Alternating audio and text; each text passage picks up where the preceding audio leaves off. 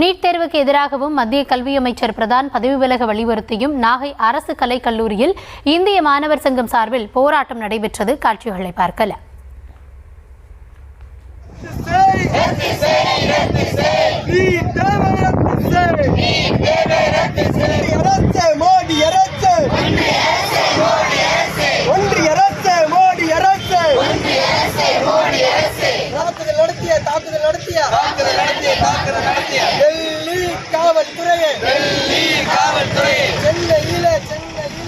இது குறித்த கூடுதல் விவரங்களுக்காக செய்தியாளர் லெனின் இணைந்திருக்கிறார். லெனின், முழுமையான விவரங்களை வழங்கலாம். வணக்கம் கௌதமி. நீட் தேர்வை ரத்து செய்ய வலியுறுத்தியும் நீட் தேர்வில் நடைபெற்றதாக கூறப்படும் முறைகேட்டிற்கு பொறுப்பேற்று மத்திய கல்வி அமைச்சர் பதவி விலக வேண்டும் என வலியுறுத்தியும் அதே போன்று ஆண்டுதோறும் மாணவர்களுக்கான கல்வித் தொகையை தமிழக அரசு வழங்க வேண்டும் என கோரியும் இந்திய மாணவர் சங்கம் சார்பில் போராட்டம் நடைபெற்றது.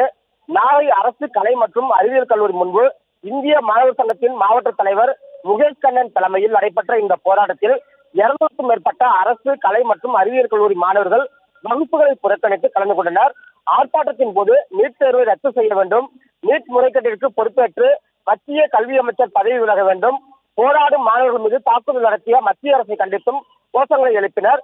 மேலும் ஆண்டுதோறும் மாணவர்களுக்கான கல்வித் தொகையை தமிழக அரசு வழங்க வேண்டும் என வலியுறுத்தி மாணவர்கள் கண்டன கோஷங்களை எழுப்பினர். கௌதமி, விவரங்களுக்கு நன்றி லெனின்.